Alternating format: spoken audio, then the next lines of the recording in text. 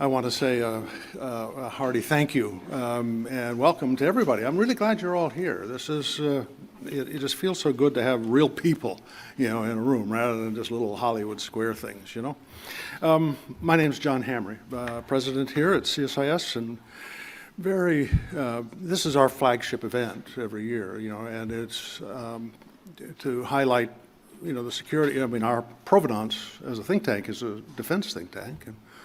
So it's really important for this opportunity, and I want to say thank you to everybody and for such a rich program. I think I do want to say deep thanks to Bill Lind, Matthew Green for their support. Leonardo DRS has been supporting this now for 13 years, and so they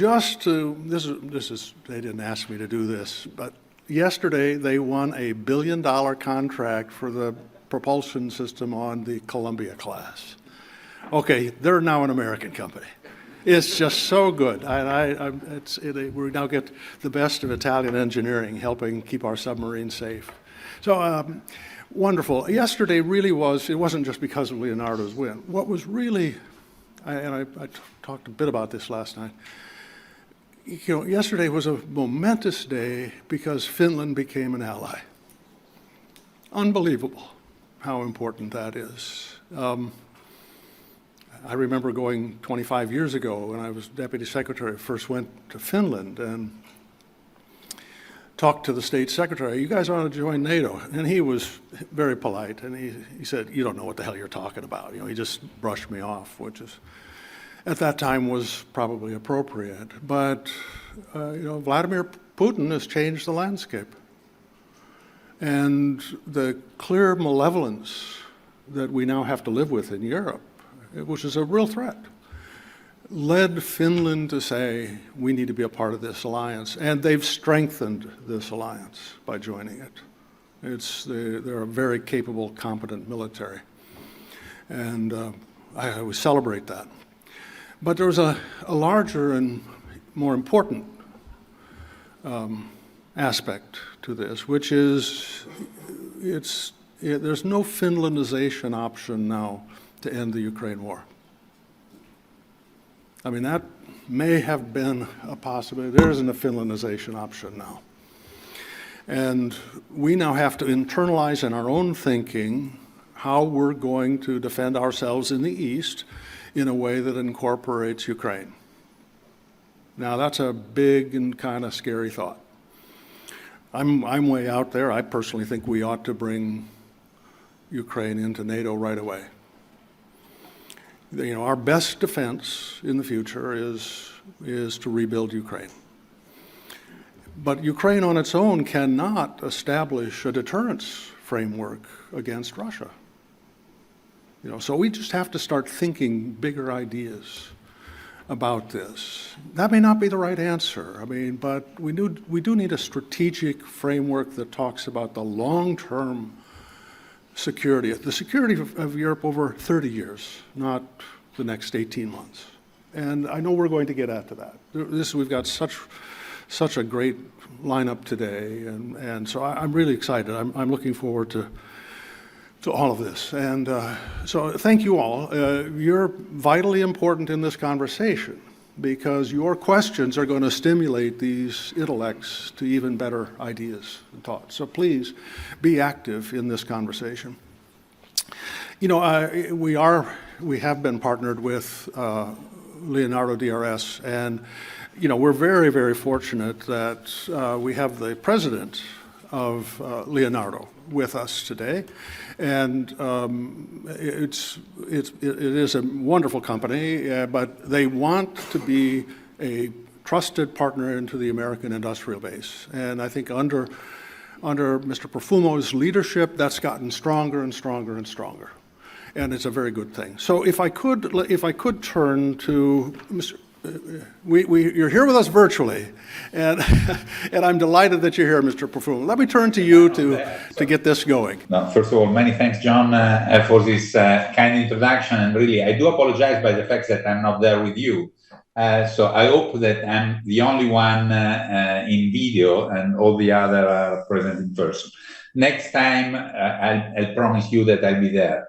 Today, we are pretty close to the end of the mandate of our board, so it's not easy to travel in these days. Having said that, welcome again to the 13th Annual Global Security Forum.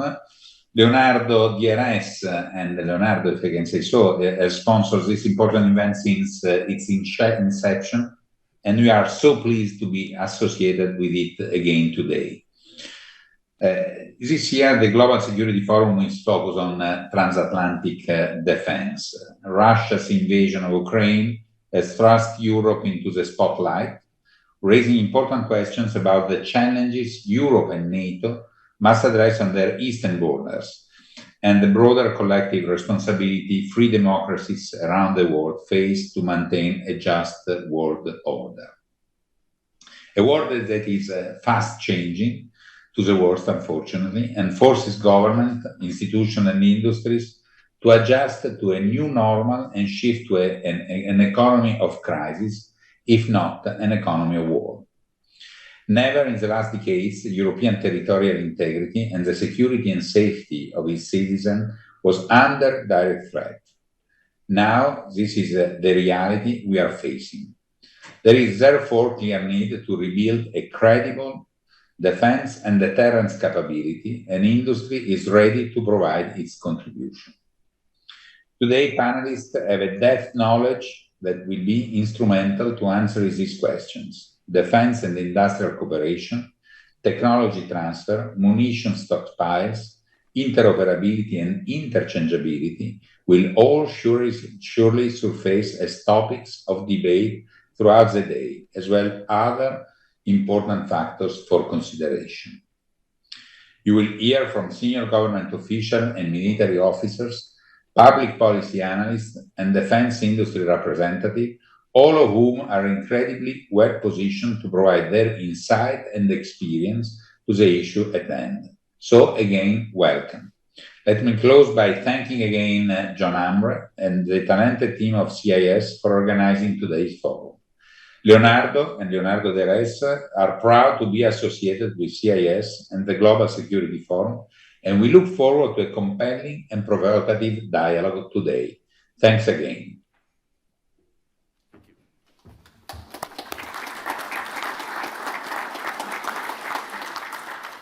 Thank you very much, Mr. Profumo, and thanks to all of you again for joining. My name is Seth Jones. I'm the Director of the International Security Program here at CSIS and Senior Vice President. Just want to introduce our first panel and give you a little bit of a sense for how we structured this day. In the context of the Russian invasion of Ukraine, we have designed really a day that focuses first on understanding this landscape.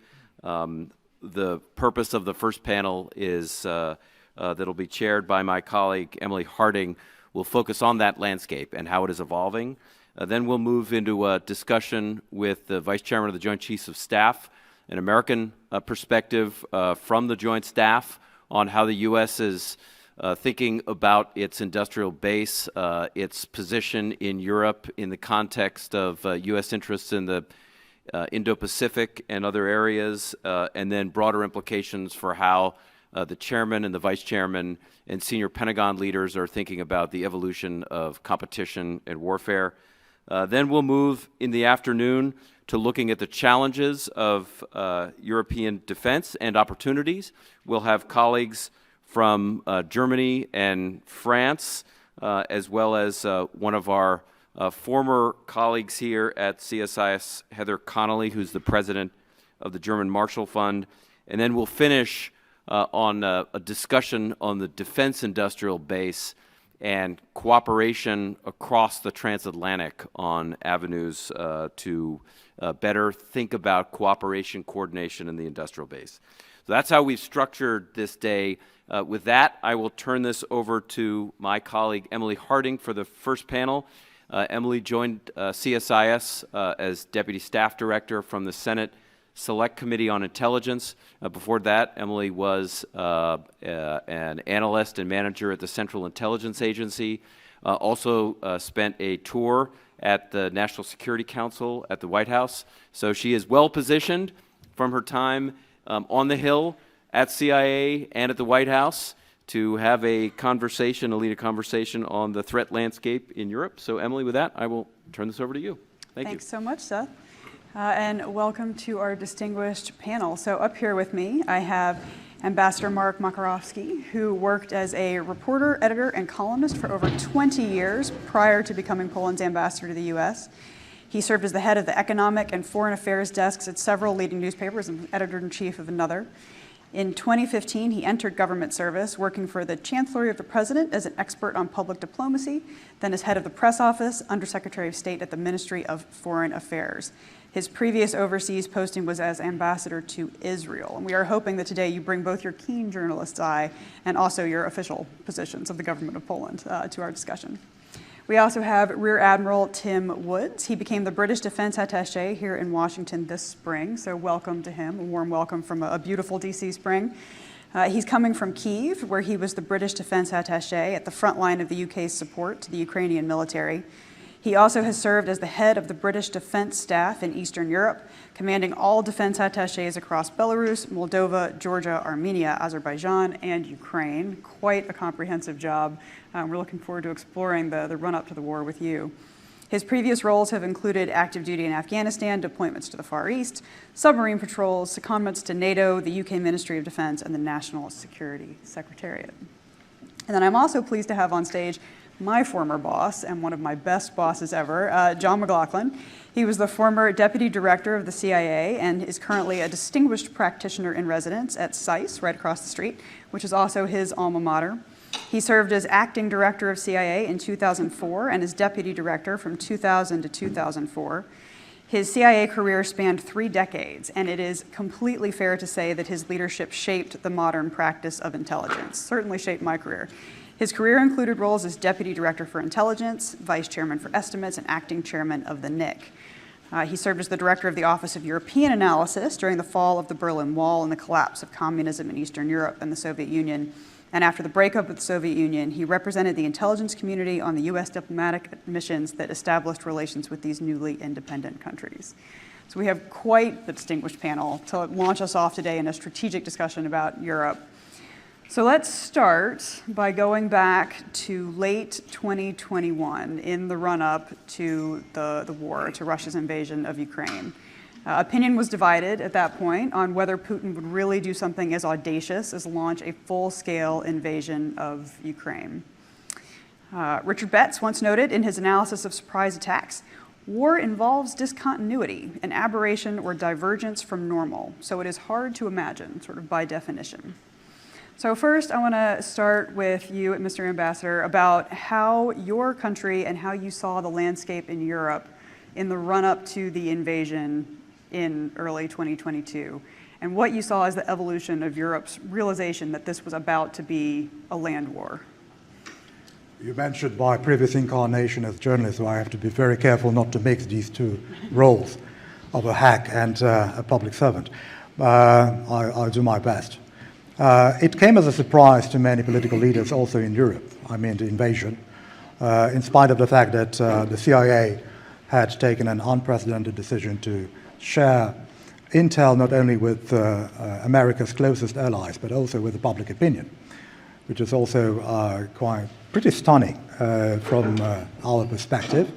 I think that we are now, after a year of intense hostilities, and everybody was surprised, not everybody, but as I said, many politicians were surprised by the mere fact that Russia chose to invade Ukraine. And then we were also surprised by the mere fact that Russia did not seize Kiev in 72 hours. So I think that we all overestimated Russia's military might before the invasion began, but now we tend to underestimate it. I think Russia can still, and President Putin can still flood the front lines in Ukraine with manpower, hundreds of thousands of new conscripts drafted in all those, remote villages in Siberia, without major political consequences for himself and for his closest acolytes in the Kremlin. We are doubtless facing a race against time now in Ukraine, with the Russians mobilizing their forces, regrouping along the front lines in Ukraine, and the Ukrainians awaiting more Western-designed, state-of-the-art weaponry. And there is, of course, a recurring issue of the indolence of the European and American industrial base in terms of not only supplying weapons to Ukraine, but also in terms of increasing our own military capabilities in the framework of NATO. That's why, for example, Poland has delivered, for instance, more than 250 tanks to Ukraine, which is not a trifling quantity, I would say. Also, countless amounts of ammunition and anti-aircraft systems, and so on and so forth. And we are still waiting for proper backfill or compensation, because we cannot deplete our own military capabilities endlessly. We are keeping our fingers crossed for Ukraine to win this war, and we believe in Ukraine's victory. On the other hand, we have to look at the wider picture of deterrence and of our military preparedness for an eventual major conflagration in this part of Europe. And on the final note, I would like to stress one important development, namely Poland has been perceived until recently as a net recipient of security. Now we are trying to transition to a new role of net provider of security. Not only because, not because we do not believe in the sacrosanct character of Article 5 of the Washington Treaty. President Biden, by the way, has stressed on numerous occasions that we are ready to defend every inch of NATO territory. But on the contrary, we do believe that this is our obligation, and it should be our firm commitment, not only in political but also and predominantly in military terms, to increase our military capabilities to provide security to other countries. So we are now ready not only to defend Warsaw or Prague, our immediate neighbors in Central Europe. We are ready to defend Berlin. We are ready to defend Paris and Helsinki, of course. So I think this is we are going to increase our military budget up to 4% of our GDP in a few years' time, which is also unprecedented and quite an achievement. I'm not saying that without social and political burden, but I think that this is something. I'm not saying that Poland is a model to follow, although I'm saying this, actually, for other countries in Europe which have somehow neglected their commitments in this respect. So, from net recipient to net provider, this is a motto which we try to adhere to nowadays. Well, in true journalistic style, you have provided a perfect chapeau to everything we want to talk about in the rest of the session. I appreciate that. First, I want to turn to you, Admiral, and ask you basically the same question. How did you see the evolution in your own country? London has been extremely forward-leaning in supporting Ukraine from the very beginning. How has the UK played that leadership role? Thanks, Emily. So obviously what we saw happening in late 2021, we'd kind of seen that happening in around Easter 2021, when we saw Russian forces from the central military district, eastern military district, starting to build around Ukraine's borders and into Crimea. But at that stage, we didn't really see the intent. We saw the capability building in terms of the equipment and the people, but there was no real evidence at that point of intent. And then from October onwards, we saw some worrying things that we and the US shared with some of our European allies, that this was more than just a demonstration of force. It took some persuading for people to actually get there, and it was a lot of leadership from the US and the UK bringing in other Western leaders, say, look, this is a thing, this is going to happen. It's not a case of if, it's a case of when. So we decided to start delivering lethal aid for the first time, and you'll remember the NLAWs, the new generation light anti-tank weapons that arrived in early 2022. Obviously the US had been providing other anti-tank weapons for some time by then, but we decided that, to use an expression, you can't fatten up a pig on market day, and that we needed to make Ukraine strong before the shooting war started. So that is the role that we started playing. We'd already been there for 7 years doing the training. So we'd had a succession of training along with our Canadian, Lithuanian, Polish and US partners. And then we were doubling down on that. And it was very eerie being in Kyiv in February, because it was like watching a train coming towards you, and you were on the crossing and you'd flooded the engine, and you saw this coming towards you and you couldn't do anything about it because you knew it was going to happen. But deep down, no one believed it would happen, because I think what happened on the 24th of February was one of the biggest strategic miscalculations we've seen for decades. If you'd looked in Putin's office the night before on his whiteboard, it would have been Nord Stream 2 coming on stream later in the year, tick. The ability to split NATO because of different approaches to trying to secure a peace, tick. The ability to split the US, the Canadians, and the UK away from Ukraine, because by the night before that happened, the US and the Canadians and many other allies were no longer in Ukraine. So all of this, no sanctions, tick, tick, tick. But he went and undid that. And as we heard, we've now got Finland in NATO. So Russia has basically just doubled its border with NATO overnight because of what it did. And my final point is that even the Ukrainians could not believe that something so significant would happen. And I remember in late January speaking to a Ukrainian official down in Odessa, and I took him aside and I said, they're coming for you. They are coming to decapitate your government. They're going to come to an airport. And he got very cross with me. He says, you and the US have got to stop saying this because it's harming our economy. And I said, no, it's happening. So there was a denial in a lot of levels because such a strategic miscalculation. Absolutely. I want to get back to a lot of those points, in particular, up until the last minute, the idea that what we were focused on was the economy, not the impending storm. John, I wanted to turn to you next and talk about this intelligence sharing piece. There was unprecedented declassification and discussion of the information that the US and the UK had in the run-up to the conflict to try to potentially dissuade Putin, which did not work and probably was never going to work, but then more importantly to try to get all of the European allies on sides and unified in the face of what was about to be just dramatic aggression against Russia's neighbor. What were you thinking when you saw these releases of intelligence? I mean, I know my reaction as a former intelligence officer was like, oh no, what are we going to lose for giving this away? But then working through my own mind and in previous discussions I've been involved in on the pros and cons of releasing intelligence like that. You know that you're probably going to lose some sources, you're probably going to lose some accesses, but on the other hand, if it could have the huge benefit of averting a war or of unifying a continent to protest that war, then it's worth it. What was going through your mind?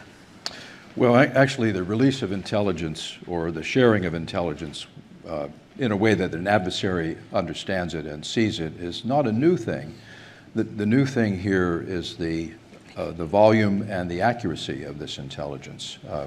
I'm thinking back to my own career. I had been sent to Russia a number of times with documents that said at the top, secret releasable Russia. In other words, they had been what we would call sanitized to the point where the objective is to share with someone what you know, but not to share how you know it. And the striking thing in this case was the volume of it. As it turned out, I had been pulled back into government for a short period of time to do a study for the DNI around this period before the war. And I began hearing these indications of this intelligence probably around November. And my first reaction was, as with all intelligence, is that really accurate? Intelligence is good, but it's not always exactly right. And I think the reaction that I was having and that many Europeans were having was simply that we thought, most people thought, this kind of thing was over. I remember being with students from across my school in Sicily, and about 8-9 years ago, we were studying the battles of World War II there, and a military historian was with us, and he said to me, do you think we'll ever see this sort of thing again, that is, battles like this between major countries over territory? And we talked about it for a minute, and both of us said, we're probably past that. We're probably into another era. So I think that's what happened here. This was such a shock to people that a large country could invade another sovereign country blatantly and without provocation. So that was my reaction to the intelligence, and basically I think it was a good idea. There's also a hidden advantage to this, and that is when you release this kind of information, the other side has to wonder, since you're not telling them, where did that come from? And it can cause them to go into a kind of paroxysm of counterintelligence investigations, which is always good to, take some steam out of them for a while. So there's all sorts of things going on in an intelligence release. Yeah, I do love a good internal mole hunt for distracting the enemy. One thing that's very different about this particular conflict is that it really is the first open source war. We have seen, because so many people on the ground are serving as collectors in a sense and posting everything they have on Twitter or on VK or wherever, there's a huge amount of information just out there for the taking. Now, of course, the question is it legitimate information? How much of it is doctored, or how much of it is real? So, as you have seen through your 30-year career in intelligence work, what do you see this trend line being? Is there a move towards further open source intelligence, greater exploitation of open source intelligence? Well, if you just look at this war, there are many examples of the power of what we now call open source intelligence. You can go online and you can see, courtesy of the New York Times or the New York Times Visual Investigation Unit or some other comparable organization, transcripts along with the audio of Russian soldiers talking to each other on their radios or cell phones. And you can trace their operations, you can understand their shortage of ammunition, you can hear the fear in their voices. So that's just one example. Add to that the availability of commercial imagery, which is now carried out through small satellites that are launched quickly and last for not as long as the big satellites that you and I would remember that last for 10 or 12 years up there, but which photograph things quickly and with great resolution and are easily available to media outlets and to CSIS, which has done some pioneering work with open source intelligence on things like the new silos and missile ICBM constructions underway in China and so forth. So this is a new factor in the intelligence world, and it's playing a big role in Ukraine. Yeah, I think this is going to be the continuing trend going forward. A brief addition to that, yes, please. if you don't mind. I think it's also important and of fundamental importance, actually, in terms of collecting evidence and documenting war crimes committed by Russian troops in Ukraine. All that, the OSINT, which has grown so fast in the course of the war. We are flooded by information, but on the other hand, it's much easier for us today to collect evidence of unspeakable atrocities committed in Ukraine since the beginning of the invasion. Once again, imagery from space can allow you to coordinate what you're hearing from witnesses who testify to something to what you are seeing and archiving with photographs. So, to the ambassador's point. Right, without having to declassify anything. It's all already there. We held an event here last week on content provenance and how you can attempt to prove that an image taken is actually what was happening in the image. And you can trace the entire chain of custody of that image from the person who took it all the way to when it landed on your desktop. We were working with C2PA, which is a coalition of companies that are trying to construct technology that would actually let you trace that line of custody. And one of the things that we talked about extensively is being able to use it for war crimes trials and prove its existence and truth. I want to remind our audience in the room that the QR code to ask questions is on the agenda on the table. So if you click that, you can send me a question. I'll pick it up on the iPad here. And for online guests, there is a link to the question form on the web page. So we look forward to receiving your questions. We'll turn to those in a few minutes. But first, I want to go back to you, Mr. Ambassador, and talk about this role of Poland as a logistics hub. I mean, aid has poured into Ukraine in every form from all over the world, and Poland has done, I think, a masterful job in trying to manage it and get it across the border securely. Can you talk a little bit about how you see that role and what lessons you've learned as a frontline state? Well, I chatted with the Admiral just before this session, and I told him that whereas the Ukrainian army is now one of the best prepared in terms of its military skills and preparation. Poland has acquired such an expertise in terms of logistics, absolutely unprecedented in NATO's history. So I think that I don't know where we would be without Poland as a logistical hub for all those deliveries that somehow had to pass through Poland since the beginning of the Russian offensive in Ukraine. But again, we, contrary to conventional wisdom, we were always very well organized, and we were also very adamant and insistent on the necessity of coordinating all our efforts with our NATO and EU allies. And I will just remind you that incident which occurred a few months ago when a Ukrainian Strel missile fell on Polish soil, 2 casualties, a tragic event. And of course, those were 2 very stressful hours in my diplomatic career as well, because I didn't know how my government would react with that little information we had about what had really happened on that day. And then it turned out that it was the perfect coordination with Washington, with London, with Berlin, which allowed us to hold the horses and to not to react hastily and prematurely. So it was ultimate proof of our maturity as well as a NATO member. So I think that our credibility was bolstered quite significantly on that particular day. So it's not only about logistics, but it's also about political coordination within the framework of NATO. Absolutely. That restraint and good judgment, I think, marked that incident. Can I just come in there, Emily?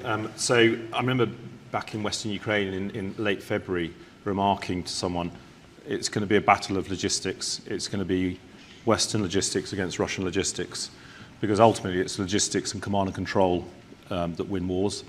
And then having been in Rzeszów and seeing the scale of effort and coordination that was going on. Perfect pronunciation. Learned over many cocktails there as well. But I mean, it was the coordination. I'd go to the morning meetings and you'd have many countries, not just European countries, in the room talking about aircraft coming in, talking about what was on those aircraft, talking about how it was going to be unloaded. You know, that level of detailed logistics was incredibly impressive, speaking as a non-logistician. I think that's absolutely right. So, speaking of frontline states, Finland. Welcome, Finland. Super happy about that. What are the implications of Finland joining the alliance in your view, and what advice would you give them now that they're part of this exclusive club? So it's fantastic news, and we only hope that Sweden follows suit in the near future. I mean, Finland has got a lot to teach us because of, they've been staring the Russians and before that the Soviets in the eye for a long time and managing that relationship really carefully. So applying a careful balance of deterrence and not provoking because of being where they were as almost as isolated in that respect. But what they can teach us is, and as a lot of the Baltic states and Poland can teach us, is about total defense. Mm-hmm. And it's when push comes to shove, you can mobilize very quickly all parts of society. Because we've still got that threat in Eastern Europe. Whilst the war at the moment is contained to Ukraine, we can't guarantee that there will be another strategic miscalculation by Putin. So it's learning how we mobilize everyone very quickly so that you can stop any further invasion into Eastern Europe. I mean, today we've got Putin meeting with Lukashenko in Moscow, and who knows what Belarus might do. They've already kind of been weaponizing immigration, whilst Russia have been weaponizing energy. So I think the threat is not just to Ukraine, the threat is to the Baltic states and to the Nordic states still. So that's where we have a lot to learn. And I've been to Finland, I've seen the Finnish armed forces. They are hugely proficient, hugely professional, well drilled. So a much welcome addition to NATO. And of course there's the political aspect as well. So NATO's not just all that militarism, a political alliance. So I think it's a massive step. And I go back to that thing, Putin's whiteboard. There was no mention of Sweden or Finland joining NATO at that point. And if you'd said in early February 2022 that some 14 months later Finland were going to be a member of NATO, no one would have believed you. Right. More evidence about the strategic blunder. Please. I think sometimes the symbolism of an event in international affairs is as important as the fact of the event. And Finland just carries a symbolic meaning that exceeds the size of the country or the fact that it has joined. Its whole history in the Cold War, as Dr. Hamre pointed out, is one that resonates strongly in Russia and with us, I think. Also, its adherence to NATO, and I'm convinced Sweden will come in. I'm convinced the problems with Turkey will be worked out.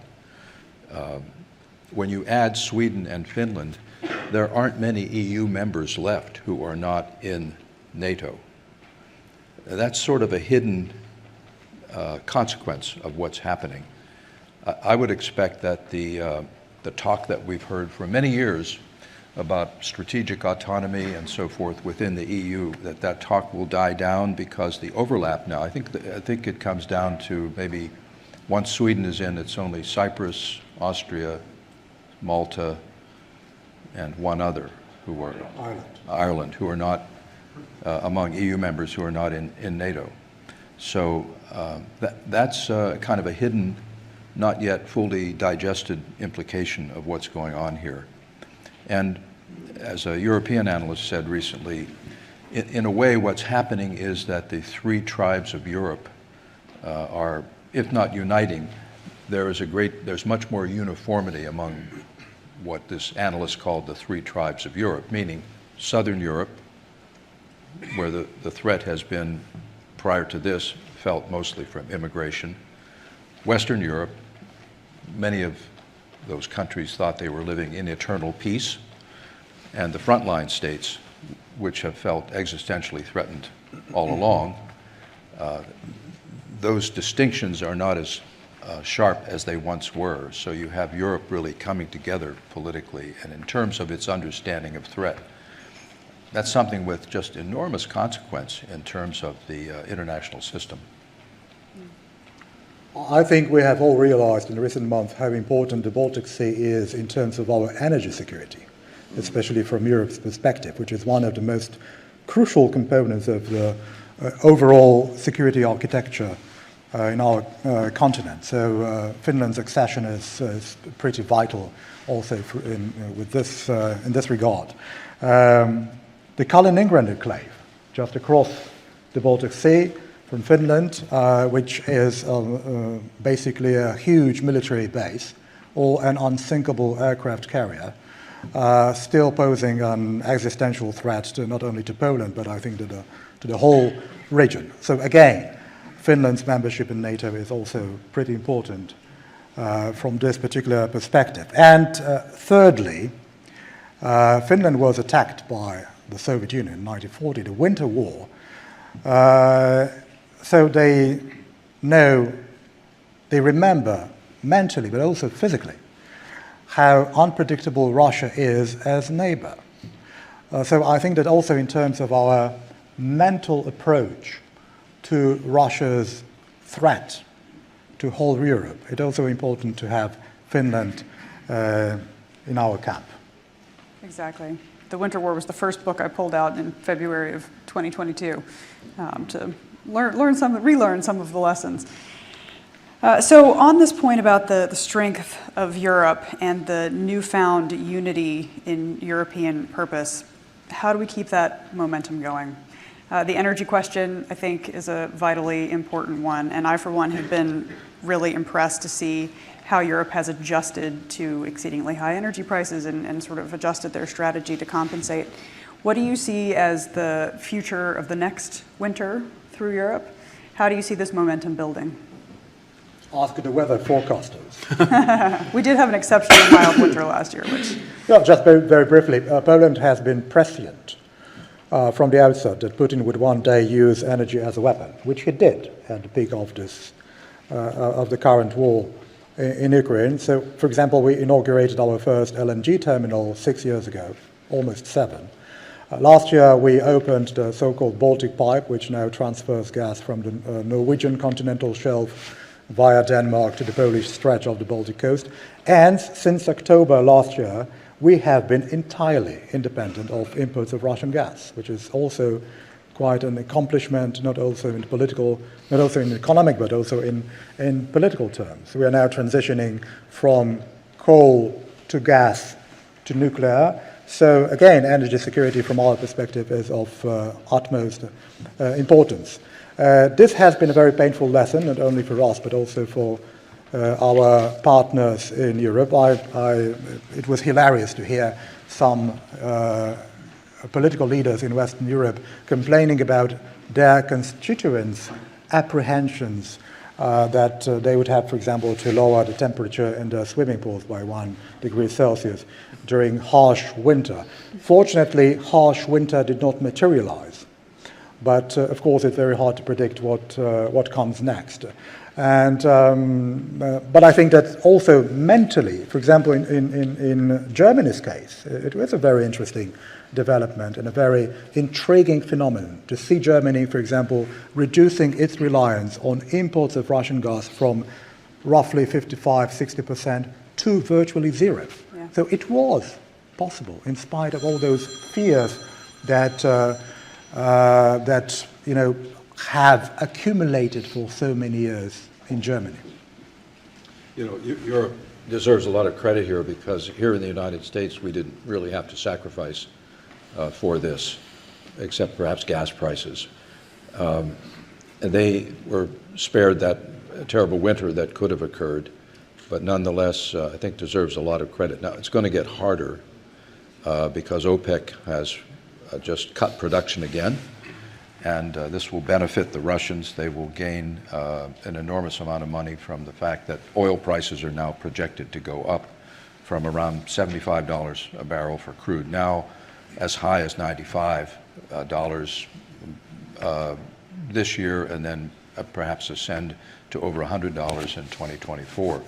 So we're not out of the energy crisis yet in terms of this war and its implications. I mean, oil is always sort of the X factor in international affairs, and Europe's done very well up till now, but I think harder times could be coming if we have a bad winter. Do you have a sense for the health of the Russian economy overall? There's been some reporting that its economy is not shrinking as much as expected over the course of the last year, but that it is shrinking somewhat. The Economist had an article recently projecting, I think, 2% growth in the Russian economy. But it's very hard to get good numbers out of Russia. So what sorts of things would you be looking for to see whether their economy is hurting because of this?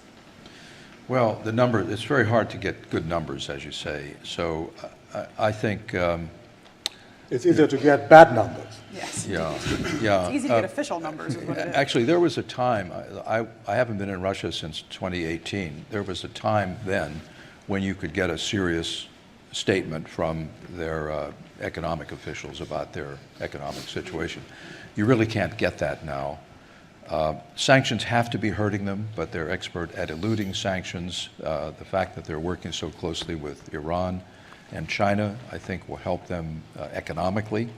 So I wouldn't count on economic stress being the critical factor that we assumed it would be at the beginning of the war with sanctions. And the problem with our policy is always that sanctions is our default response to almost everything.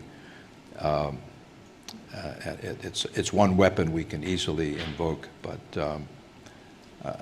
I'm not thinking this is a killer for the Russians at this point. I think what's going to affect them as much as the sanctions, and we should obviously be putting sanctions on all the cronies and all the companies and all the rest of it, it's been the migration of the labour force. The Russians have lost so many skilled labour, either avoiding conscription or because they're just not going to put up with what they're seeing as increasing totalitarianism and oppression. And I think that's going to bite in the long term because they're going to they're having a brain drain. People voting with their feet if they can't vote, actually.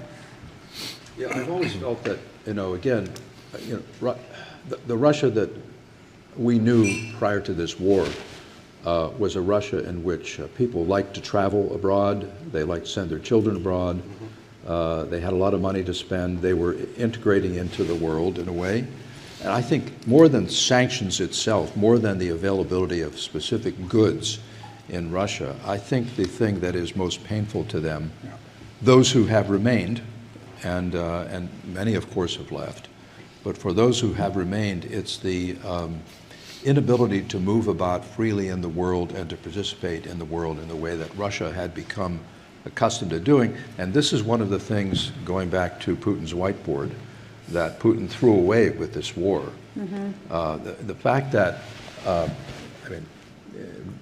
back a year ago, when I wrote my first piece on this, I made the point that Putin will be a pariah and will ultimately be accused of war crimes. Now, I have to think that the people around him, his closest associates, are thinking, well, me too, maybe?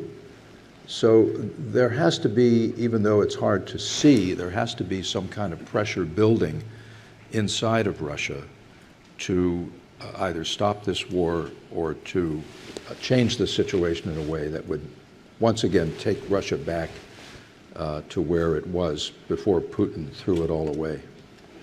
Well, the Russian economy and the Russian society are extraordinarily resilient, have always been.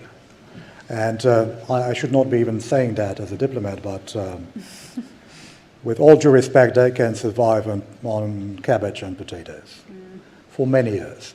I do believe that they will eventually feel the pinch of sanctions, but it will take some time. It's always a very arduous process. We can recall the example of Iran, of Cuba. It's never like this. On the other hand, there are so many social inequalities in Russia, which paradoxically help them survive this crisis, because people who have always lived well, they still enjoy good life and comfortable life, be it in Moscow, in St. Petersburg, or in Dubai, or in Istanbul. And all those who have lived in abject poverty up to now, they still do. In all those remote villages in Siberia. So sanctions for them are completely irrelevant because they don't change either positively or negatively their day-to-day existence. So I think that it's also important not to look at the Russian economy and the Russian and the foundations of the Russian society through the prism of our own European views. Finally, I think that what we have seen now with Europe reducing its dependence on imports of Russian raw materials, how irrelevant, how unimportant Russia is actually in terms of the global economic bloodstream. You exclude oil and gas, and Russia has nothing to offer, actually. And you are absolutely right that there are a few countries which do help. It's like an IV drip for Russia today. China purchasing humongous amounts of Russian gas and oil, India as well, Yeah. unfortunately. So I think that when that ends, Russia's role in the global economic constellation, if you will be absolutely naked, and we'll see in plain view how weak and how unimportant Russia is, quite interestingly, for the global picture. But picking up on the ambassador's comments, though, absolutely correct that there is this division in Russia between St. Petersburg, Moscow, and everyone else. That said, Putin's war has broken the social contract with the elites in Russia, because if you talk to people in influential positions in Petersburg or Moscow, something commonly said when I've been there is, here's the social contract. Stay out of politics and you can have a nice life. And really, life was very nice for the elites in Russia, or for people living in those two cities at least, and some of the other large cities. Life is not so nice now. And so that's something we can't gauge at this point, certainly I can't, the effect of what I think is breaking that social contract with those in Russia who are most important to Putin's survival and his the stability of his regime. A contact in GIMO in Moscow told me at the start of the war, 95% of the Siloviki, so all the sort of securocrats, were in favour of the war. 70% of the businessmen were in favour. After 1 week, that had flipped for the businessmen, so only 30% were in favour because they could see what was happening. And even the Siloviki had gone down to about 70-30. So there was a definite realisation within the first week of the war that this was not going well, that there had been this miscalculation, that Putin had underestimated the cohesion and the solidarity of Europe and the West. He had definitely underestimated the Ukrainian army. And so those societal tensions, as you say, they will play out, and we will see what that means over time. But when you look at stampedes at IKEA in Omsk on its last day before being shut, you can see that there was definite an impact that sanctions were having. It's quite the sentence. Stampede at IKEA in Omsk. It's a lot of geopolitics and economics wrapped into one sentence. I mean, it is true, the Russian oligarchs are all cut off from their yachts and their penthouses in London at the moment. And every time you see some kind of hint in the press that an oligarch is coming out and criticizing Putin, it's like the new Kremlinology. You know, who is perhaps turning their back on the Kremlin? Were you going to add something there? No. Just absolutely, you know, and the children of oligarchs not going to their finishing schools. Indeed, it's a tragedy. Well, you know, we know that a spring offensive is planned. A lot hinges on that spring offensive that the Ukrainians will mount. We cannot yet, I certainly cannot at this point gauge how it's going to go. Great shortage of 155 millimeter ammunition. That has to be pushed in, and many other things. HIMARS are going, tanks are going, but we don't know how that's going to go. But a knockout blow on the Russian military in that offensive could have a ripple effect in Russia that is hard to calculate at this point. So I think, you know, we're entering a period where Russia is even less predictable internally than it has always been. And we should be prepared for surprises. I think that's true. So on that note, I'm going to turn to some audience questions. One person asked about the theory of victory in the Russia-Ukraine war. So what does victory look like for the Ukrainians, in your view? So, I mean, you talk about a spring offensive and being able to perhaps cut that land bridge to Crimea. I think victory is not just about the military lever, because at some stage we need the diplomatic community and everyone else to come in and start looking at actually what does a peace settlement look like. So I just think we need to be careful when we start talking about victory. You know, there needs to be conditions by which both sides end up going to the negotiating table, and I don't think we're there yet. certainly the Russians keep just ploughing people into Volgogradar, Bakhmut, Avdiivka, so they're certainly showing no sign that they're ready to negotiate. I think it would be suicide for Zelensky to negotiate now. So this is where we just need the diplomats to come together and work out actually what is the equation that allows us, both sides, to come to a solution on this. Because, yeah, we're going to see the military play out, and the Ukrainians might score some tactical and operational successes, but ultimately, strategic success is going to be with a diplomatic lever thrown in. I don't believe in a diplomatic solution, not after all those atrocities, again, committed by Russian troops in Ukraine. It would be like negotiating with Hitler in April 1945. I do believe in Ukraine's military victory, but quite frankly, everything boils down to what will happen with Crimea.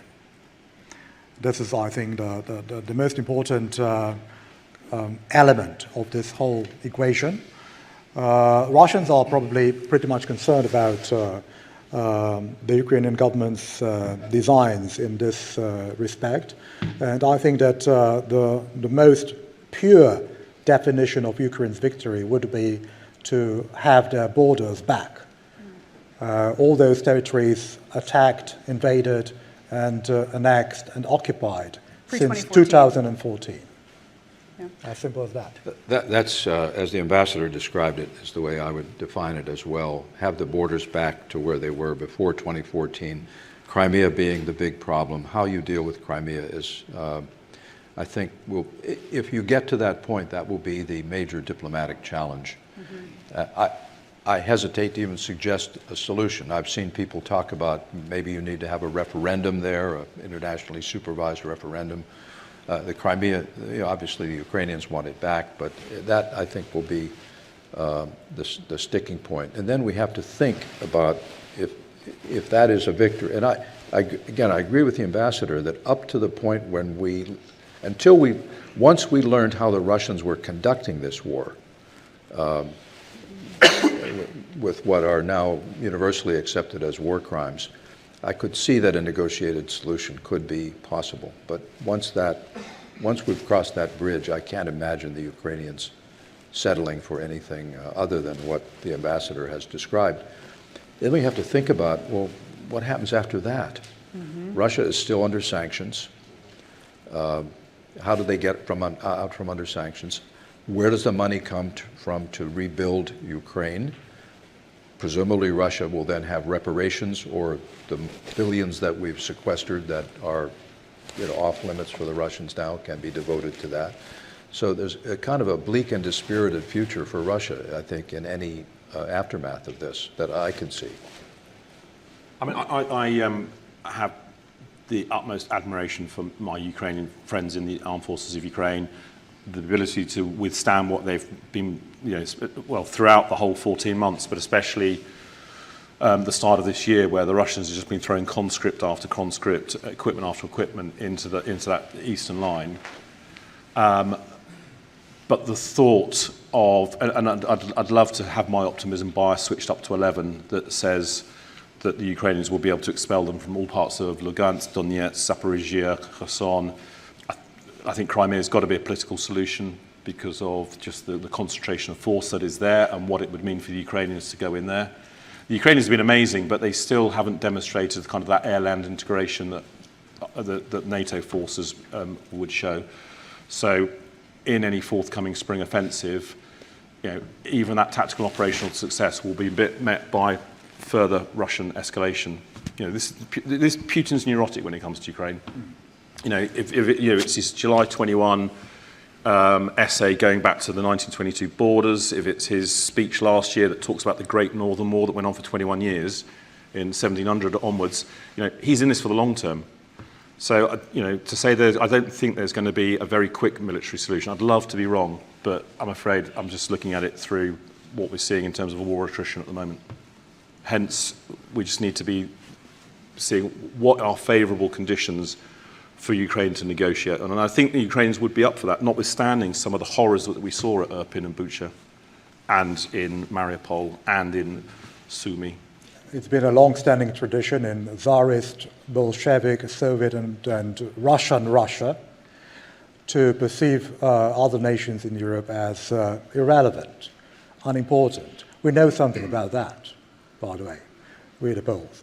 So it's, as you said, Ukraine is absolutely an undescribable, jarring element in Putin's mindset. So he can't afford to lose this war because it is his, political and also, if you will, psychological priority to crush the Ukrainians. By the way, it is also one of his many accomplishments that the Admiral mentioned a few minutes ago. It's not only about reinvigorating NATO, it's not only about enlarging this organization, but also about strengthening the Ukrainian national identity. Quite. That is absolutely incredible. I think before the war, very few people here in America knew what the Ukrainian colors looked like. Now you can see Ukrainian flags basically everywhere.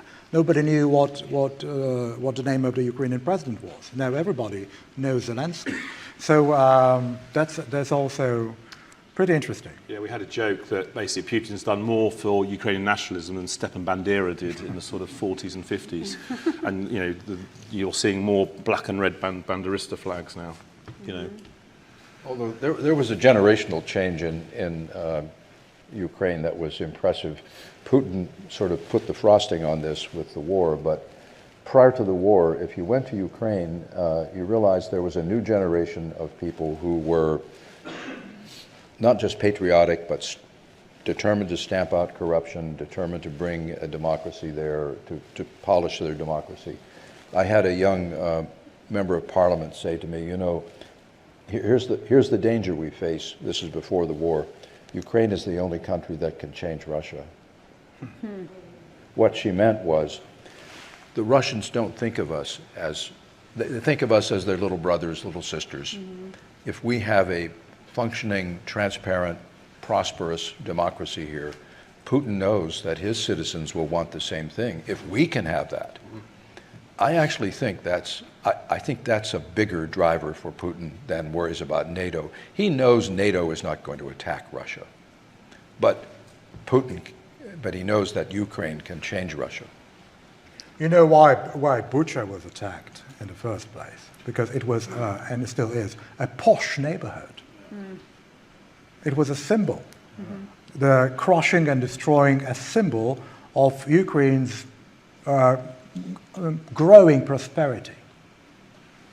Yeah, they were determined very much so in the Maidan to look west and to tie Ukraine closer to Europe. And I do think that what was probably going through Putin's mind at the time was something along the lines of, how dare they? I am concerned that this will be a long-term war. And as you pointed out, the ability of the Russians to put up with pain, the commitment of the Ukrainians to fulfilling what they see as getting all of their territory back and to having a whole Ukraine and Russia kicked out.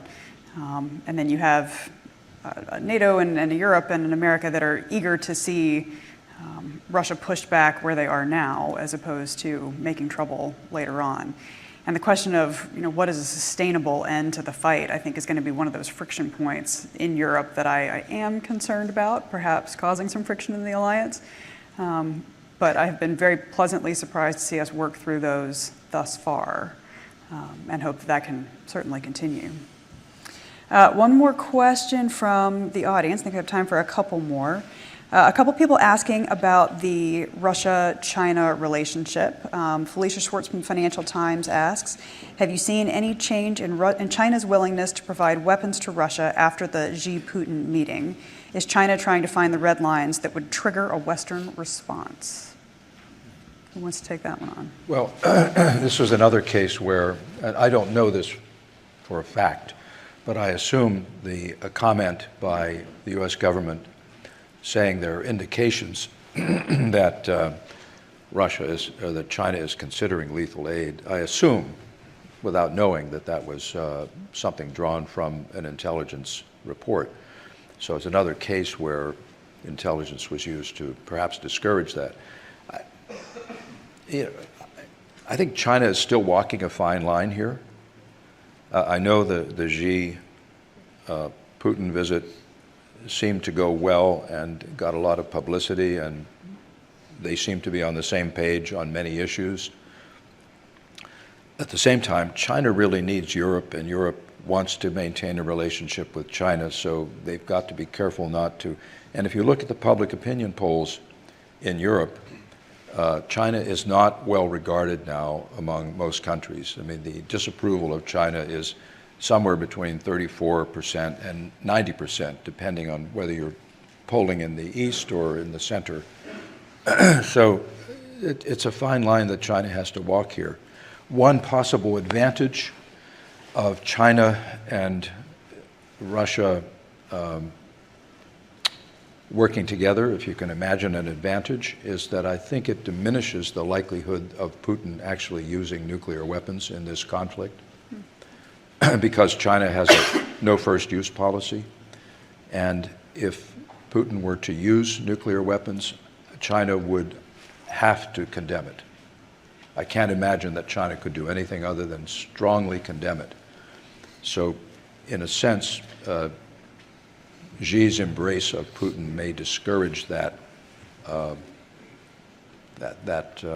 tendency of Putin to think about it even. In order to grow and to increase its international clout, China needs economic stability worldwide. If you look, for example, at the map of Europe and all those post-Soviet republics in Central Asia, this is where Belt and Road runs. Right. So the more unstable the situation in that region, the more concerned the Chinese leadership will be. And again, the more, the worse the global economic situation, the less inclined China will be to prolong this war. Yeah, I mean, China's foreign policy is governed by the need for internal stability. So it's all about GDP growth so that you can continue to feed a burgeoning and growing middle class. Anything that harms that means that you don't go down that foreign policy route. So I think the calling out of don't you do this because we will sanction you was very apt. And China would listen to that. In terms of the Xi-Putin link, I mean, you know, you've effectively got Moscow now being a vassal to Beijing in the same way Minsk is to Moscow. And I think that's more and more telling. And at the same time, China are benefiting from discounted hydrocarbons. Right, exactly. So, you know, which is good for internal stability. Mm-hmm. That's quite the chain from Belarus to Moscow to Beijing. Yeah, anything else anybody to add on the China relationship? We could go for hours on this one, I know. Well, I would just say that, you know, everyone makes a lot of whether we should be pivoting toward Asia or, and possibly at the risk of neglecting Europe. I think that's a bit of an artificial issue. The two things are so connected now. I mean, the Japanese Prime Minister has visited Ukraine at the same time that Xi was visiting Moscow. So I think in Asia, they're watching this very carefully, not just the Chinese, but our partners in Asia. And we certainly cannot engage effectively in the Indo-Pacific region without a European. What is our force multiplier? Our force multiplier is our alliance structure.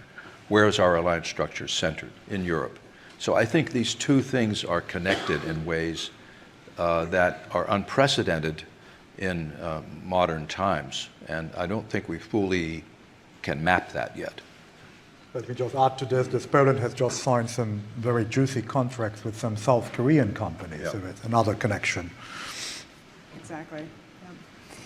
Okay, so back into Europe continent for a second. There are a few questions about the security of some other European states that are on the periphery, talking about the Baltics, and then also talking about what this means, what Finland's accession to NATO means for Ukraine, Georgia, Moldova, to potentially join one day. How do we see the security situation there developing? So we've still got the NATO open door policy. I don't think anything's changed there. I think we may have mismanaged expectations when that was announced, you know, back when it was. But that still remains NATO policy. You know, it would be great, as we heard earlier, that Ukraine would be able to you know, have accession to NATO and Georgia and Moldova. But I just think we do need to be very careful. There is a time and a place for that. And we don't want to sleepwalk our way into a NATO Article 5 situation that we wouldn't wouldn't want, that would suddenly bring about the thing we don't want. At the same time, Article 5 is the one thing that worries Putin. You know, it's the one reason I think that the Baltic states, Poland, Finland, are safe, because NATO Article 5 is the bedrock of our collective security. We need to protect that very carefully. But think about what Europe will be after this war. When this war is finally over, Ukraine will be the country in Europe with the greatest experience in war in modern times, since World War II. And the frontline states, stretching from the Baltics through Poland and south to the Czech Republic, and perhaps even to Bulgaria — we have sent forces to Bulgaria — will be, in a way, how to put it, the heartbeat of NATO. Ah, yes. The heartbeat of NATO. What does that mean? That's a fundamental change in the, what would you call it, the balance of influence, not the balance of power, but the kind of balance of influence and energy in the NATO alliance. And how do you keep Ukraine out? How do you logically keep Ukraine out after they fought a war with Russia? And before this war, I think the United States was, hands off that idea of Ukraine and NATO. They knew it was too provocative. But after this war, how do you keep Ukraine out when it is the most experienced country in Europe in what NATO is all about? It has been Russia's flagship policy for years to artificially create frozen conflicts in the most immediate neighborhood. We have examples of Moldova, of Georgia, now Ukraine. In order not to allow those countries to get closer to our civilization, to the West, to the free world, also to some very specific political and military organizations and entities like NATO and the European Union. Because again, I do believe that it is my firm conviction that Ukraine's membership in the European Union is much more important than Ukraine's accession to NATO, because Ukraine's prosperity, Ukraine growing economically, effectively cracking down on corruption, and decoupling itself irreversibly from that Soviet sphere of influence and also from the Soviet mentality is Mr. Putin's worst nightmare and primary concern also in terms of his foreign policy. This is an important point. I mean, your point about how before the war the U.S. was a little standoffish because it would be provocative. Also, Ukraine had some internal problems with corruption, with highly penetrated services by the Russian intelligence services. There were some actual practical reasons as well. And some of the steps that Zelensky has taken to try to root corruption out of those services, I think, is going to be a selling point for a closer tie into the EU and a closer tie into NATO as well. So I think we have time for maybe one more. Readiness. Let's talk about readiness. That will be a good transition into the rest of our day, where we're going to talk about things like how well prepared NATO is to continue fighting in a long conflict. We had a couple questions about whether or not required military service is going to be a thing for NATO going forward. I suspect the answer is no, but that's an interesting question. What do you see as the key elements of NATO readiness when it comes to the European theater? And I'm going to start with you on that one, sir. So I think in terms of readiness, we've seen definitely a strengthening of the southeastern and the eastern flank since early 2022 because of basically egregious actions by Russia. It would be very interesting to see what comes out of Vilnius and the commitment of percentage of GDP to defence spending. Because I think we do need to see an increase in all of our countries. You know, the UK is just committed to increase up to 2.5%. You said, I think, 4% for Poland. The US has just announced a massive $842 billion budget for the forthcoming year. I think we need to see that across the alliance because that's the way we're going to increase our readiness and our interoperability and our capability in the face of very real threats. Not just within Europe, but across the world. we've also seen sort of the kick-starting of the industrial base. I was at something where Bill LaPlante was speaking recently, and he was describing the brilliant way that the US now recognises the need to start producing more stuff so we can increase our own stockpiles, we can increase our own readiness. And now we've just announced that in the UK as well, on the back of our integrated review refresh, the need to actually just kickstart industry again, because you can't keep providing old for new for old to Ukraine. We've got to still, we've got to generate our own stockpiles. We've got to improve the way we do engineering support. So we're increasing our readiness across our capabilities, both land, air, sea, and in C5 ISR. So there is a lot to do, but I think we're hearing the right noises at the moment, that we recognise amongst the alliance that that's what we must do, and it would be really good when we get to Vilnius that we see that unity of all nations committing to increase their defence budgets. I think it's a mixed picture. I mean, no question NATO's in better shape than it has ever been. On the other hand, I think only about 7 countries have actually gone to 2%, and they are the ones you would expect: the frontline states and the UK, and Greece, which is always high because of other issues. Because of Turkey. Because of Turkey, yeah. So that's an issue. On the other hand, I say mixed picture. On the other hand, there are 2 new F-35 squadrons in the UK. There are 2 new destroyers in Rota. There are 4, as you were indicating, the frontline states. There are new deployments to the frontline states, and so I think it's a mixed picture. And also stocks are depleted. So all of those things are issues that can be worked on. They're not unsolvable, but they require attention. This is something we're going to talk about for the rest of the day. The empty bins question. Are we ready to continue fighting in a high-tech, high-turnover war when it comes to weaponry and equipment? Mr. Ambassador, I'll give you the last word. Very concisely, of course, I fully agree with the Admiral that the industrial military complex is of fundamental importance in terms of our military effort in a future hypothetical major conflagration, not only in our part of Europe, but also elsewhere. But I would add another factor to this, namely the existing and upcoming cyber threats. We haven't touched upon this issue in our conversation, but I think that if we are unable to effectively safeguard our interests and ensure that our critical infrastructure works properly in times of a war, then we would have we would face quite a serious problem. And last point, I think that one of the very few things Russians excel at nowadays is disinformation. And I think that this particular factor has been somehow overlooked by NATO and by the European Union. For example, we are somehow addicted to this Eurocentric view of what is going on in Ukraine and how compromised Russia's reputation is on the international stage. If we think that we are winning that battle of narratives, we are totally wrong.